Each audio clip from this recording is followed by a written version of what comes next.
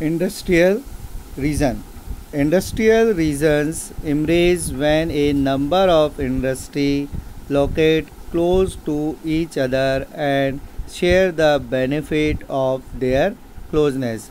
जो industrial region है यानी कि जो हमारा औद्योगिक क्षेत्र है वो उसमें जो नंबर ऑफ़ इंडस्ट्रीज यानी कि बहुत सारी जो इंडस्ट्रीज है, बहुत सारे जो उद्योग हैं वो एक ही जगह पर होते हैं, क्लोज यानी कि जो पास पास स्थित होते हैं और जो अपने बेनिफिट, अपने लाभ एक दूसरे को पहुंचाते हैं, कि जो उनके पास होने के जो लाभ हैं वो एक दूसरे को पहुंचाते हैं, उसे हम इंडस्ट्रियल रीजन कहते हैं।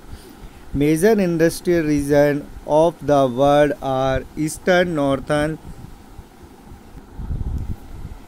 Major industrial regions of the world are Eastern North America, Western and Central Europe, Eastern Europe and Eastern Asia। जो हम देखते हैं कि जो मेजर इंडस्ट्रियल रीजन है यानी कि जो अगर हम वर्ल्ड में देखें तो विश्व में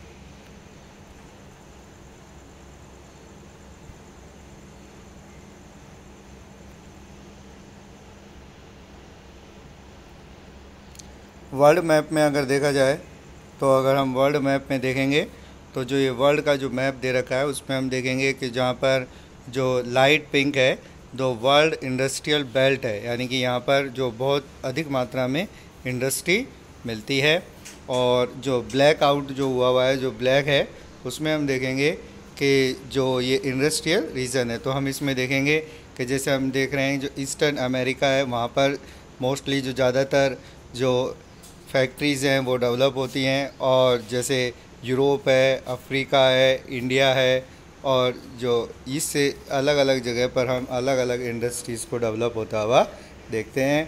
तो मोस्टली जो रीजन्स हैं वो इस तरीके के देखे जाते हैं।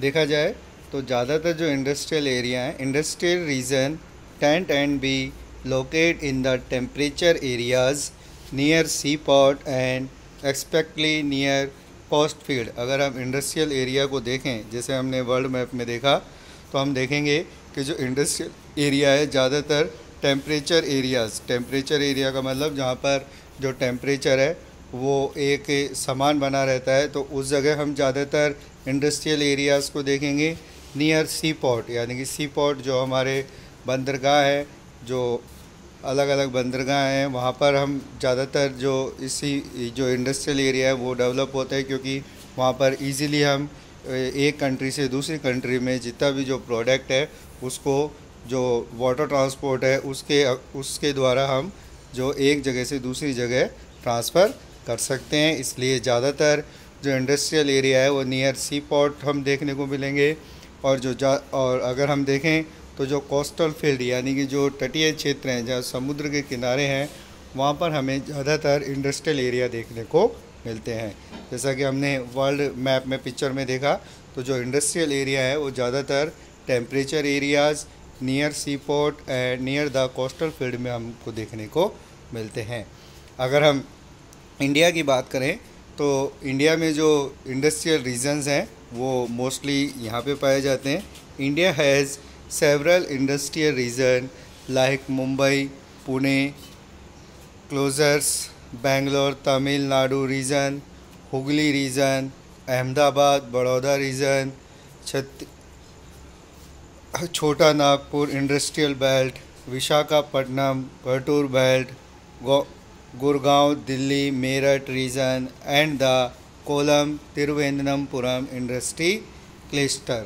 यानी कि अगर हम देखें तो ज़्यादातर जो इंडिया में जो इंडस्ट्रियल एरिया है वो मुंबई, पुणे के पास में हम देखने को मिलेंगे, बेंगलोर, तमिलनाडु में हमें देखने को मिलेंगे, हुगली रीजन यानी कि जो हुगली नदी है उसके पास हमें देखने को मिलेंगे। अब जैसे कॉटन की जो टेक्सटाइल मिल्स होती हैं वो अहमदाबाद, बड़ौदा में हमें देखने को मिलेंगी। छोटा नागपुर का जो क्षेत्र है महाराष्ट्र में वहाँ हमें ज़्यादातर जो फैक्ट्रीज़ डेवलप होती हुई दिखेंगी। विशाखापट्टनम का जो सी पोर्ट है वहाँ पर हमें इंडस्ट्रियल बेल्ट दिखेंगी। और गुड़गांव, दिल्ली, मेरठ, इस जगह पर हमें अलग अलग तरीके के जो प्रोडक्ट हैं उनको डेवलप करने की इंडस्ट्रीज़ देखने को मिलेंगी। कोलम, तिरुवनंतपुरम जो हम देखते हैं कोस्टल फील्ड है, वहाँ पर हमें इस तरीके के इंडस्ट्रियल देखने को मिलेंगे। तो इंडिया में भी अगर हम देखें तो ज़्यादातर हम इंडस्ट्रीज़ जो देखेंगे वो या तो कोस्टल फील्ड के पास होती हैं या फिर सी पोर्ट के पास हमें देखने को मिलती हैं। So student, today we learn the industrial reason.